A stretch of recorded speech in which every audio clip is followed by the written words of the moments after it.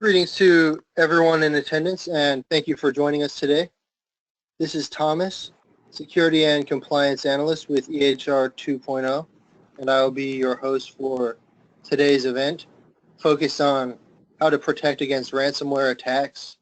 With the recent incident that made the news headlines, we arranged this session to discuss how these types of threats can spread so quickly, along with the effect it may have on your practice.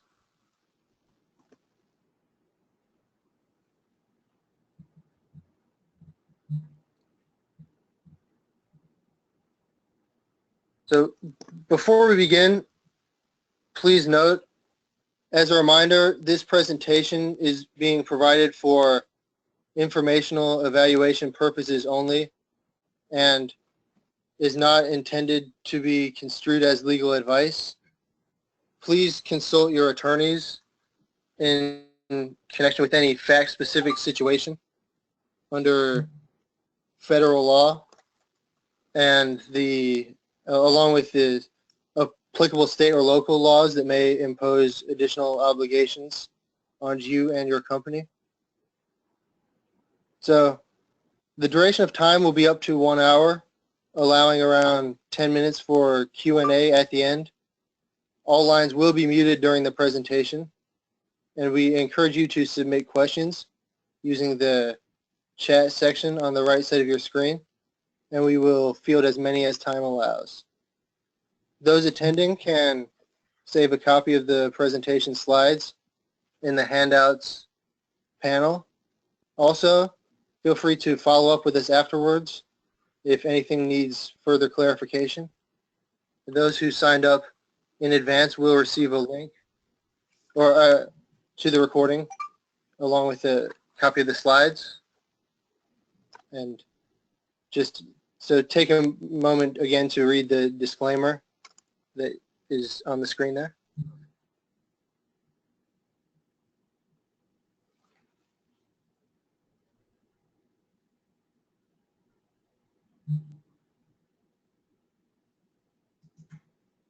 All right, and so at EHR 2.0, our mission is to assist healthcare organizations to develop and implement practices to secure IT systems and comply with the HIPAA high-tech regulations through education, consulting, and do-it-yourself toolkits.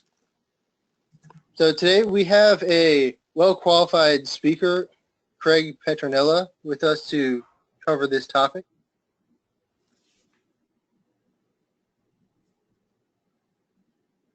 Craig is a IT cybersecurity and HIPAA forensics expert that helps medical and legal firms avoid being hacked with patented security solutions.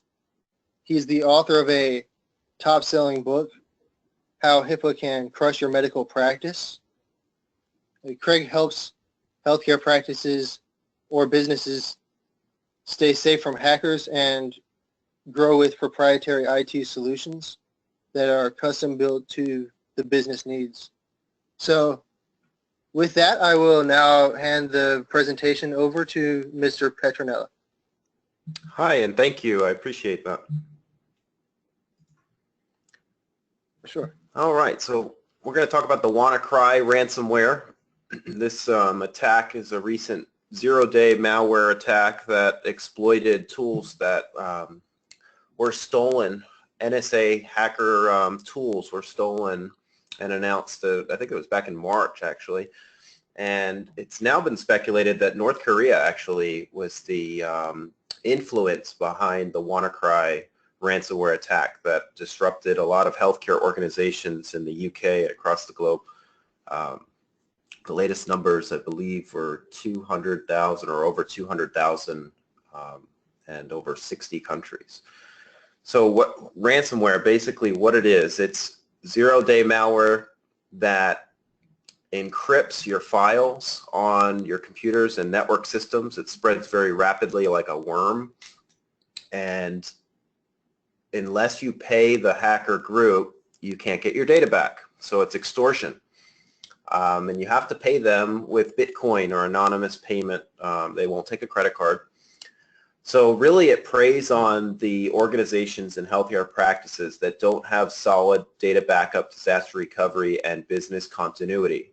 And that is all three of those items checked. Most organizations have at least file level data backup, or they outsource their EHR to a provider, maybe in the cloud, and they have a solution for backup from that provider, which is fine, but there still needs to be data backup, disaster recovery, and business continuity for the rest of the layers of the network. So just relying on the EHR side is not enough. So ransomware preys on those that don't have solid backup. And if you can't restore, then you have to pay. That's the only way to get your data back. And sometimes if you pay whatever the fee is, you may not get your data back. It's really up to the hacker group and what they're trying to do. So what we recommend is always patch your software and your operating systems. You install the updates as soon as they come out, especially the critical ones, and you keep installing the updates until you keep rebooting and reinstall the updates until it says there are no more updates available. And by the way, you have to install updates and maintain all of the software, not just the operating system. So every single piece of software that you put on your computer system or your network, and as well as your mobile phone and mobile device, you need to update all of those software packages. So what is cybersecurity? Cybersecurity is the main topic today. It involves both physical protection as well as digital. Basically, the easiest way to think about cybersecurity is securing the data and intellectual property, not only in the physical means, but in a digital means as well, inside your practice as well as outside of your practice.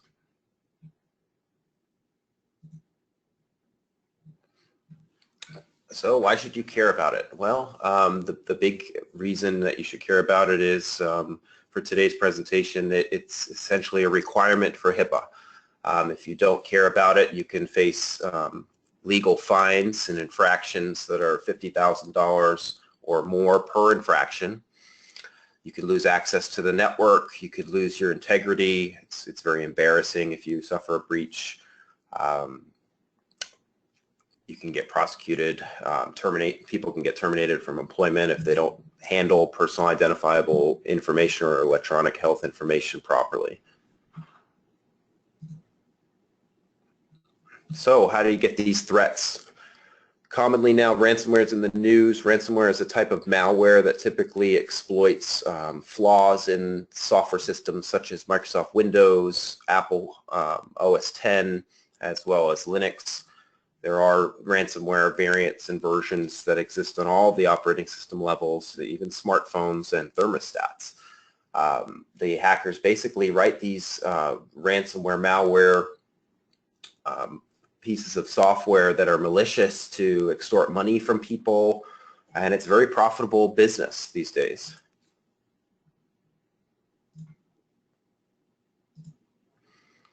So the digital war has begun. This is a cover of Time magazine, where basically the hackers, they want to steal your secrets and they want to they sell it to your competitors. They want to make money off of it. There's all different reasons that these different groups have in basically taking this war to the cyber fronts. This is a good one here. It says, did you know that your smartphone stores every keystroke you've ever typed? So basically what this means is if you use an app, say, for your practice to enter information in to your cloud-based EHR system or something like that, the keystrokes that you're actually typing in or tapping in on either a mobile device or a laptop or a tablet, those keystrokes are actually captured and can be exploited and stolen. And the only way to mitigate that risk is with what's called patented keystroke encryption technology. So what happened with the Target breach and the Sony breach and Michaels and Home Depot, most of those breaches all happened from a malicious zero-day malware, keylogger malware specifically, that captured every keystroke that was typed, all the usernames, the passwords, the sensitive information, and then it sent it to a third party without the knowledge of the person getting attacked or the network getting attacked. And in Target's case, it actually happened for almost 2 years. So think about that for a minute. 2 years of collection of data. Just imagine all of that information that got harvested and sent over. It's really, really scary. So here's some recent notable breaches. We just talked about the Target one, and they're saying that it could reach 236 million. I think it actually could be even higher than that, just because of the time, how much time the hackers were able to collect that data. And this all happened, by the way, so Target was using a third party, in this case an HVAC vendor, and they got infected with a phishing email, and that's how the malware got in. That's how the zero-day keylogger got in. It came in through email. Somebody clicked on an infected link, and then without their knowledge, that's how they got the malware onto the system. And by the way, you know, the antivirus systems and the firewall systems, this stuff gets past all of those layers of security. So it gets in, and unless you have technology to know and mitigate the risk, you don't know, and it's on your systems. And it's actually, there's nothing that can detect, actually there's one thing that became declassified as of last week that can detect a zero-day keylogger, but other than that technology, there's nothing that can detect a zero-day keylogger. So that's what's really, really scary about it. And you have to protect not only your mobile devices, but your tablets, your Apple computers, if you use Apple, or your Microsoft-based systems. All of those devices have to be protected with multiple layers of security. So JP Morgan Chase, this is a big one. Very well-known company. You would think that they would have the most sophisticated technologies and multiple layers of security, but they indeed were hacked. Evidence gathered revealed that the hackers were able to make a significant foray into their computer system. They said it appeared to be 2 and 5 U.S. financial institutions that may have been infected. And this all happened again from a zero-day keylogger.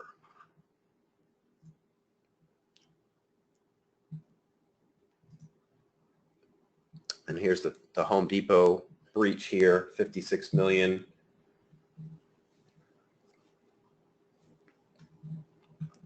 Debit and credit card numbers from its customers between April and September. 4.5 million patient records stolen in CHS data breach. Community Health Systems reported U.S. Securities and Exchange Commission in July that it was the target of an external criminal attack and data breach between April and June of 2014. Patient medical, clinical information, as well as credit card information, was breached and stolen.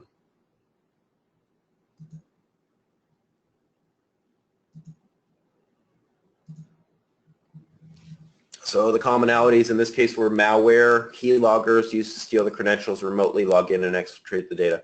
So just want to touch on one thing real quick. So if you've got your firewall in place and you've got your antivirus in place and it does not detect this type of technology, you need to have what's called encrypted keystroke or patented keylogger technology that will actually that technology won't detect a keylogger, it just stops it dead in the water, dead in its tracks. So there's actually a demonstration that we've done where we show a zero-day malware keylogger that we've obtained by the FBI.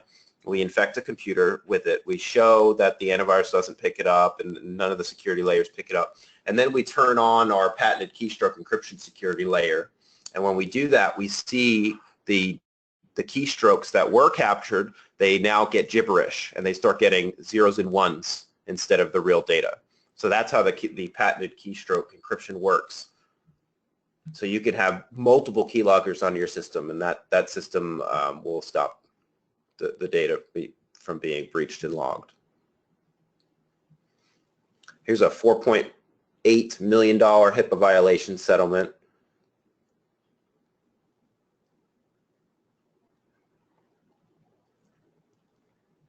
There's another one down here. The OCR agrees to $800,000 data breach. So when these things happen, if your practice gets infected with a zero-day keylogger malware in this case, and data gets leaked out, the practice is subject to steep fines from HIPAA. It's, like I said, $50,000 per infraction, and then they calculate the fines, and it skyrockets. There was one actually, Raleigh Orthopedic got it a $750,000 fine.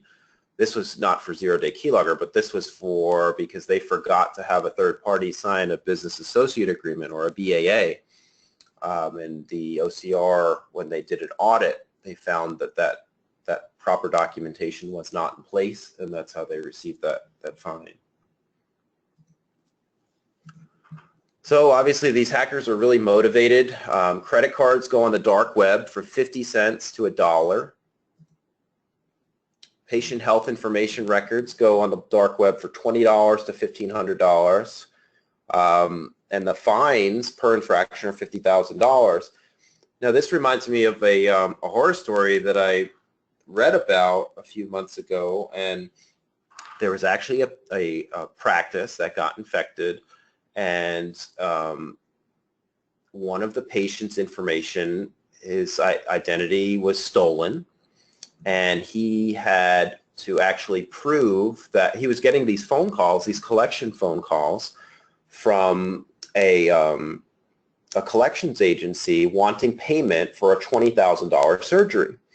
And the gentleman never had any surgeries performed. So he's going back and forth, arguing with the company, saying, I don't know this money. Eventually he had to actually go up to the facility and pull up his shirt and show that he had no scar to have surgery. So what happened was they were breached. This patient's identity was stolen. Somebody else had a surgery that they needed and didn't have to pay the bill. They flipped the bill on the person that they stole the identity. Super scary. So here's a DHS warning from the United States Computer Emergency Readiness Team. They discovered analysis of malware variant backoff at low to 0% antivirus detection rates, which means that even if you had fully updated antivirus and fully patched computers, it would not detect the malware. These numbers are much higher now. In the last 12 months, 600 million viruses were introduced on the internet. The best antivirus software, any of these here listed on the right-hand side, they can't keep up. These viruses and these malware and ransomware infections and threats, they come out so often that these antivirus manufacturers on the right-hand side, they can't keep up with it. So if you're using one of these products, you're at significant risk, because since these vendors can't keep up with the threats, these software protection systems only can stop what they know about. So they have a signature file or a pattern file that gets updated every hour. Some companies update them more often. Some companies don't update them every hour. It's every few hours. Well, think about that for a minute. You're only getting protection from that latest update. So what about all the other threats that are out there? Well, guess what? Your antivirus doesn't go off if you're using one of those. And here's a comment from Symantec Senior Vice President of Information Security that said basically traditional antivirus is dead. People think that they can just get off-the-shelf antivirus online or from a local store from one of these vendors and not have to worry about this, and those days are long gone. The hackers know that, and they exploit that. So that's why multiple layers of security are needed nowadays. So this slide here is talking about how 30,000 websites are hacked a day, and this is talking specifically about websites now. I just want to also note that people forget about their websites. They don't back them up. They don't have proper security in place. And if you're a medical practice and you are collecting information that's sensitive on your website, you need to have proper protocols in place for that. And if you don't, then you're at risk of fines and infractions. But this slide here is talking about how many of these sites are infected and hacked. And unless you have the proper tools in place, you won't know it. And these are, legitimate small practices and businesses, just like most of you guys.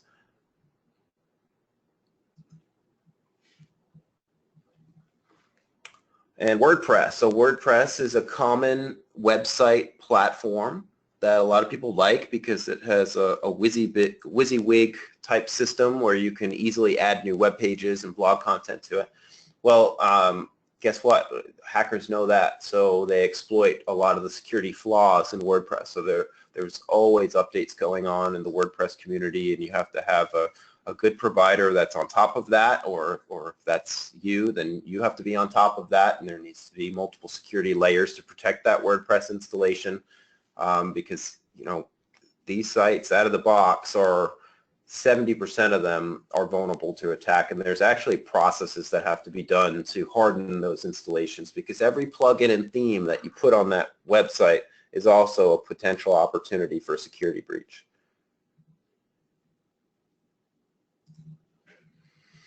So you need to have secure website hosting and backup. I recommend at least 57 layers of security protection with weekly scanning. You block IPs or Internet Protocol addresses of IP addresses that have repeatedly failed to try to log in to the admin panel.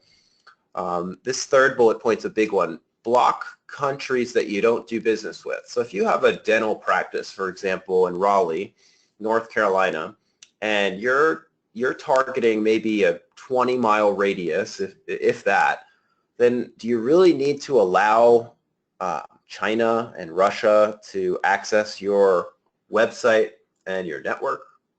Probably not. And if you don't, then it's best to block the entire country. You want to also make sure that you're doing website backups and you're storing a window of backups for at least 3 weeks. We get calls all the time about this where people get an infection and then their backup window is too small, so they can't even recover, so it's a mess, and then the cleanup is very, very expensive. So you want to have ability to restore quickly with a one-click restore. There's technology that can help do that. We always recommend monitoring of the website with heartbeat checks at least every 15 minutes. Always use SSL certificates. If there's anything that happens, get notified via text and or email for the status.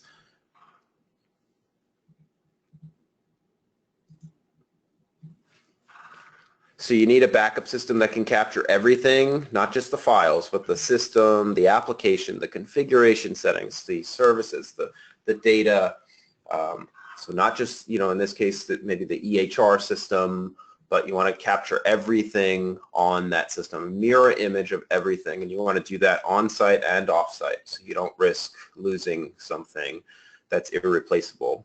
And once again, that's what the ransomware writers are targeting. They know that a lot of people don't go to these lengths to make sure that they're backing up everything. So they prey on those practices, and then they go after them with this sophisticated malware, in this case zero-day malware, and then you get infected. So you need to do these backups regularly, even while people work. There's technology that can snapshot while people work and they don't even know it's happening. And this third one's a good one too. A lot of people think, okay, well, I bought some software, I bought some, an appliance to handle my data backup, disaster recovery, business continuity, but then nobody's testing the backups. So we always recommend simulation testing. Make sure that what are you backing up, and make sure that you can restore actual files, folders, and data off the backup so it's usable. I've actually, there's some horror stories I could tell you about where I had some practices that I was working with. They were like, oh yeah, we're backing up with XYZ system, and I check the backup system and I find over 2,000 errors. And this was a pretty sizable medical practice, and they had an IT army, a staff of at least a dozen people, and they thought that they had good backups, and I found over 2,000 backup errors, and they didn't have good backups for quite some time, and they were at huge risk. So you need to be able to recover not just the files or folders, but you need to restore the whole system quickly, and there's technology that can do that. and really reduce your downtime. That's what essentially you're buying when you buy a sophisticated data backup disaster recovery solution. You're buying the ability to recover in minutes, not days or weeks. So you need to prevent hackers from getting into your network. You need to prevent them from exfiltrating data out of your network and from remote users, preventing them from stealing your data from mobile device browsers or from desktops as well, and stealing corporate or practice EHR data from your systems as well. Because these hackers, they sell this stuff, as we talked about on a previous slide. You know, this is big money on the dark web and the black market. So protect remote access and online transactions.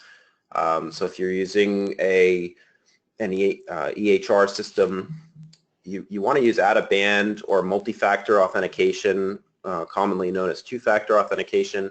There's been some speculation on this. Some people say that it's actually required by HIPAA to use two-factor, but I think if you talk to your healthcare attorney, they can maybe clarify. But it's definitely a best practice, and it's definitely recommended to use multi-factor and two-factor authentication. So if you're just using passwords in your practice and organization and not using that type of technology, then you're at a major risk. This is the keystroke encryption that we're talking about, that we talked about earlier, where you protect all your desktops and your mobile devices from leakage and capturing of those keystrokes that can contain sensitive information there. So what happens is, just talk one more second on this, the keystroke topic. What happens is if a hacker group steals your credentials, your username and your password for whichever, in this case an EHR application, well, guess what? They're going to log in as the doctor or the nurse or whoever they want to and impersonate that person and get at whatever information they want to get, and that's how they steal it. So you want to make sure you protect your mobile device browsers as well. There's technology that encrypts the mobile browser with a password vault and two-factor authentication. And then finally, you want to protect your mobile applications. A lot of people think that on a smartphone device like an Apple iPhone, for example, they think that Apple has done a screening process to make sure that all the apps on the App Store are clean and safe. And actually, they were audited, and there were tens of thousands of applications that were found to contain malicious code that secretly can capture sensitive information off that device. So in the breaches that we talked about, 69% all contained malware. 98% of the malware breaches used a keylogger. Antivirus software can't stop keylogger viruses or zero-day malware.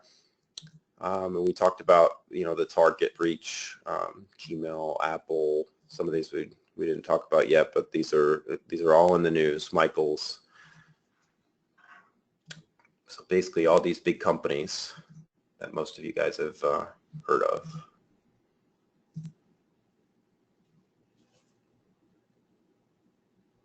This is a slide here. It talks about bank hackers stealing millions via malware.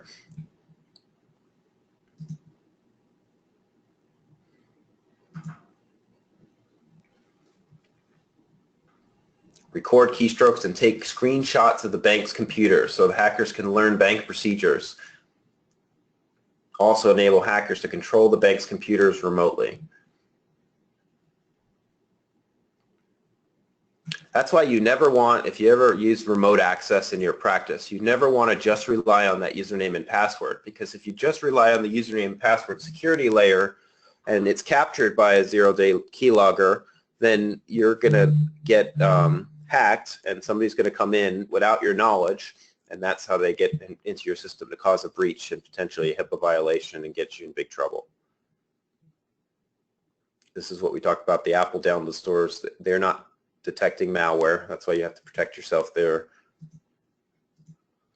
Mobile keyloggers are all over the place. There's actually kits on the dark web now where you can create your do-it-yourself, create your own malware kits. It's the same for ransomware malware, where they call them script kiddies. They're basically a you buy a kit essentially on the dark web, and you make your own virus, and then that malware that you make is undetectable.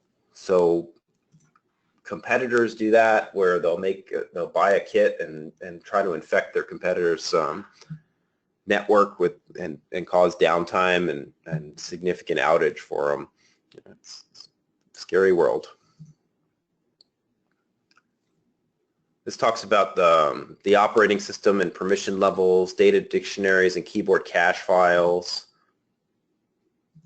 These are all your vulnerabilities for your mobile apps. Mobile applications can encrypt the keystroke, which is why you need that layer of security on the mobile device. There's not a security hierarchy on a mobile device similar to your desktop, where a lot of people want local administrator access so they can install programs.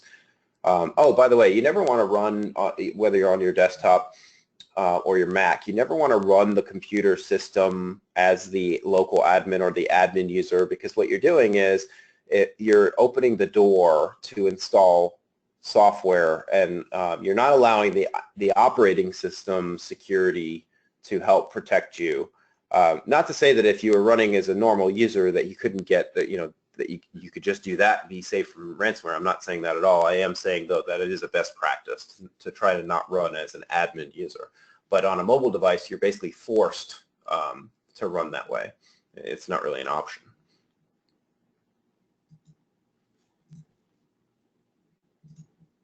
So here we have mobile protection, network remote access, online transactions we talked about, desktops, we stopped desktops from data leakage due to keyloggers. We talked about mobile device browsers from data leakage and mobile device applications. So there's actually technology now that is patented and layer 2 hardware appliance. So this particular technology is called Snoopwall, and this company has a device that sits next to your firewall on your network, and it detects zero-day malware and unknown assets on your network. So if you have a medical practice and you're not sure what's on your network and you don't have a lot of control over what assets are connecting, some people improperly set up a wireless network, for example, and it's not properly secured, and they don't know what's on their network. Oftentimes we do a security risk assessment and we find flaws and gaps and holes in the network security, and we find that other people are stealing data from the network and potentially have access to things that they shouldn't have, and it's really a mess. So this device is great because what it does is it helps mitigate the risk of zero-day malware. It helps stop against ransomware attacks and protects the practices where the threats that get past the antivirus and firewall layers. And you could do reporting. It helps you with the assessments that you should be doing as a medical practice, and required by HIPAA, you should be doing at least an annual security risk assessment. I actually prefer quarterly assessments because a year is too long. I mean, these threats are coming out all the time.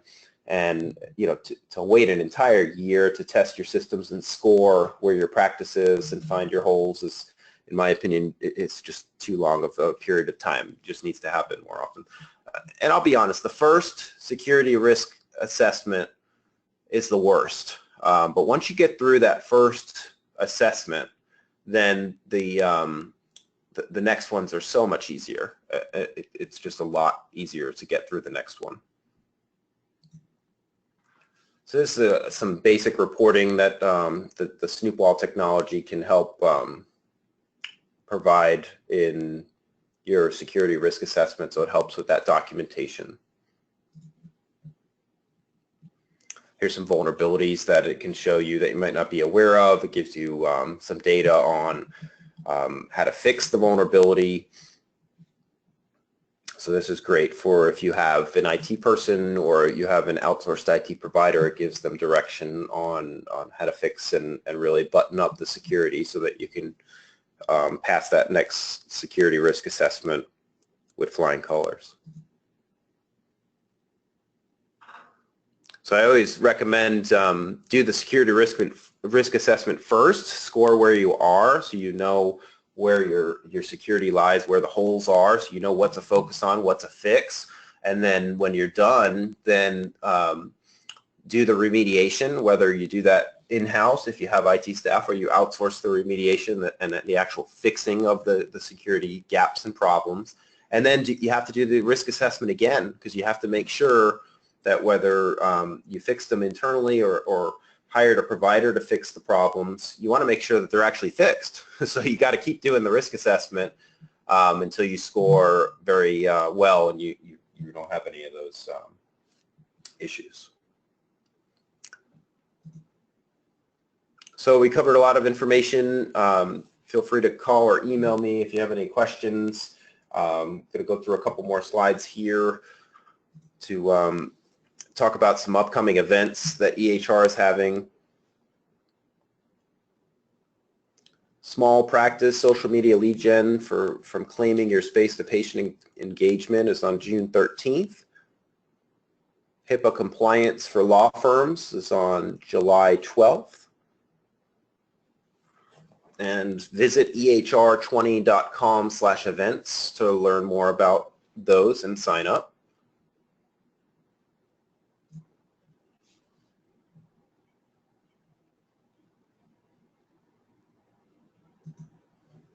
So one of the offers that I'm giving away for free for all of the EHR 2.0 attendees is a free one-time baseline phishing test offer. Basically, we can help test your users to see if your practice is susceptible to a simulated phishing attack. So that's a really good test to do. The other I recommend is a self-assessment. So you can score where you are, and you can request that. I can give information on that at the end of our presentation, where you can basically self-assess your practice to find the holes and the gaps and what you should focus on.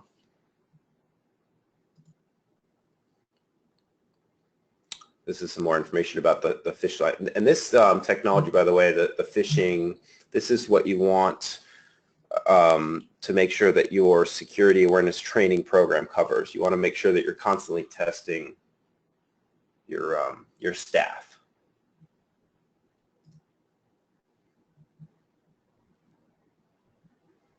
Here's some best practice, 16 cybersecurity tips for your small business or practice. I'm giving that away free for anyone here so that you can have better health of your networks and help you get through your security risk assessment. These are all included in the handout, by the way.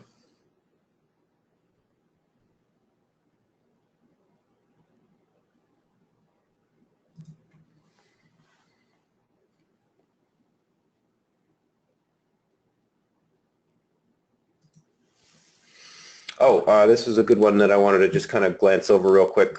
You never want to use Dropbox in your practice. A lot of people do it. You never want to send patient or store patient health information or sensitive information because Dropbox is not secure.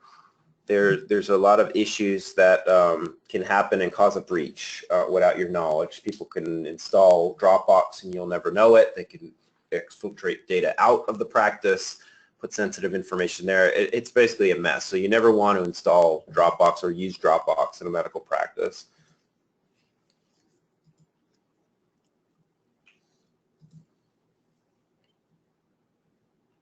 So data theft, data loss, corruption of data, there's no checks and balances. You never want to use Dropbox as a data backup solution. It's fine for the home, for pictures of your kids or something like that, but you never want to use that in a corporate or a medical practice environment where there's sensitive information there.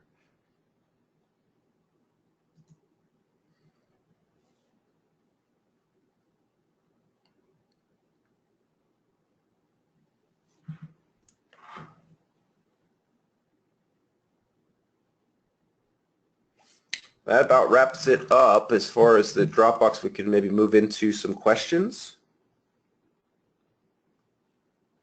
All right, Craig. So, right, we do have a couple of general questions for now. If attendees want to submit anything else, we may still have time to field. Again, you can use the chat window or the section on your navigation panel. So first, if you could maybe list, if you would rank as the top 3 safeguards for a small practice to protect patient data, if you had to narrow it down to just a few that are the most, that get the most mileage, say. Sure. So the first thing any medical practice or business should do is a security risk assessment. Should be done anyway, but a lot of people that I talk to, they even though it's required by HIPAA, they don't do it for some reason. I think they might be scared of it. That's why I've actually offered a self-assessment to at least get them started, and that's for free. But you definitely want to do the security risk assessment, and that actually will score where you are in your organization, both in business as well as on the digital side and the security side.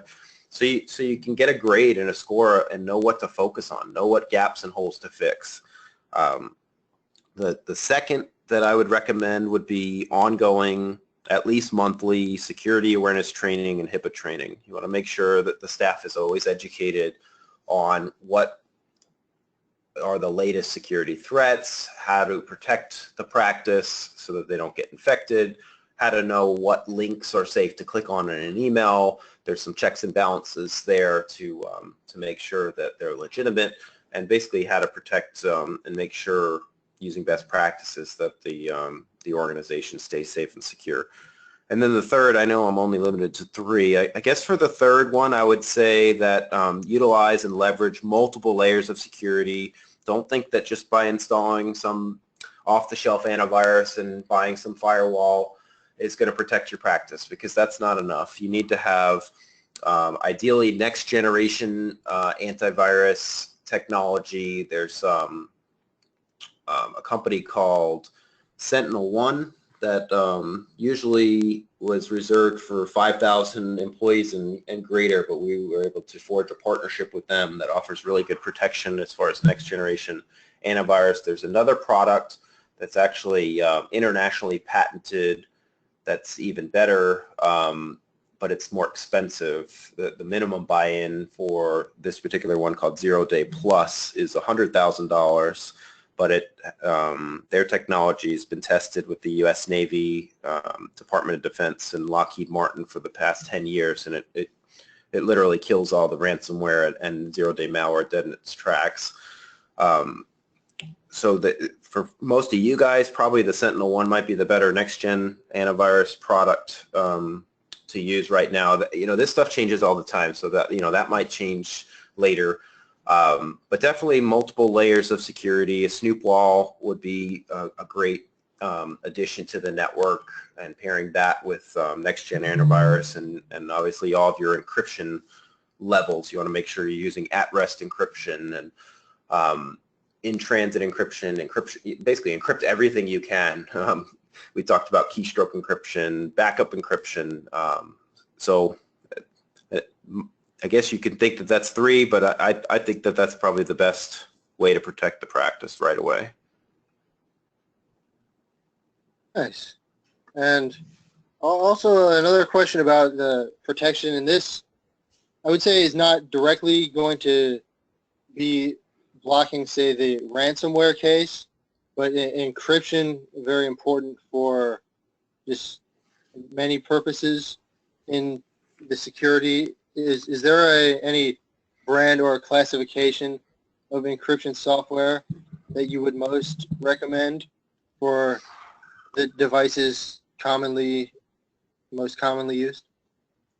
Yeah, you never want to use just one, so that's why it's all about layers. So if you have a pro level version of your operating system, Microsoft actually makes something called BitLocker. So that could be one level of encryption that an organization and medical practice can leverage. The problem with any of these software packages, Symantec makes one, Checkpoint makes one. The problem with any of these, of those that I just listed, and the common ones, most people use the BitLocker because it's free in a pro operating system. But the problem with those technologies and that software is if you were to get audited from the Office of Civil Rights, you can't prove that the encryption was properly installed and working if something were stolen. So say somebody came in, broke into the practice, stole the server, or stole a bunch of laptops that had PHI. How could you prove to the OCR that you had encryption and that it was working at the time of the theft? You really can't, and that's a big problem with a lot of the encryption software technologies that exist today. There is a new solution that is, I don't think they're yet out on the market yet. I can do a little bit of research, but the new solution that I've been in talks with a patent holder on, it does provide a heartbeat and reporting data back to not only ensure that the encryption is working, but it gives real-time reporting. So you can actually supply those reporting and reports to the OCR if you were ever audited, and that would basically get you off the hook as far as encryption goes.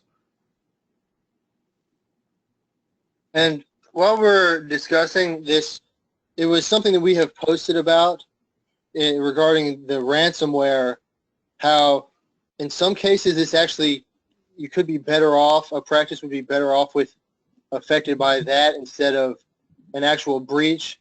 If the encryption is properly being operated, then it would prevent any of the data from being altered, or so they would be able to know that the integrity was maintained during this time. And so assuming that everything was backed up, then it's not a guarantee, but there are ways that they could make their case when filing the reports that could prevent, say, facing the data breach penalties at least upon this incident. Would you have any pointers about that? So I think you're talking about encryption at the data backup layer, correct? So Right, basically, or the storage, or the storage layer. Okay. So yeah, you definitely want to use encryption at all levels as much as you can, as many layers of it. If you're using a Windows-based system and you're leveraging encryption, there still are some risks to some of the ransomware that exists out there. But yes, I mean, as a best practice, if you're encrypting data and the data is encrypted on an appliance, for example, and you have a backup window of maybe 2 weeks, so you've got an encrypted area on that appliance, then those encrypted backups will not be able to be touched in most cases from certain types of ransomware. There is type of ransomware and zero-day malware that is smarter though, and it especially on the Windows side of things, and it knows, you know, and can delete and kind of purge things. So there's some scary stuff there. Sometimes there's some systems on an appliance level that are different operating systems. So if you're primarily a Windows operating system or a Microsoft environment, then you can maybe consider using a Linux-based data backup system so that the system can't access it. But yeah, definitely use encryption to help as a best practice. It's an extra layer of security to help mitigate and reduce your risk.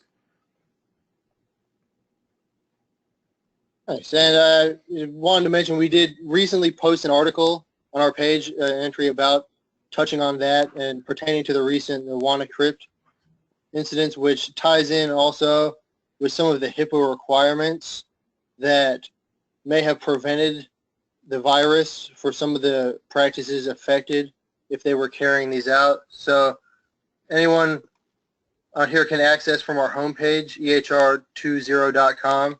If you scroll to the end of the page, there's a recent post section, and it gets into a little bit of that as well there. But Craig, I think we'll wrap this up a few minutes ahead of schedule today, but we thank you for providing the overview on the ransomware along with other attacks facing healthcare providers and business associates. So thanks also to everyone who attended, and keep EHR 2.0 in mind for the health information security and compliance services.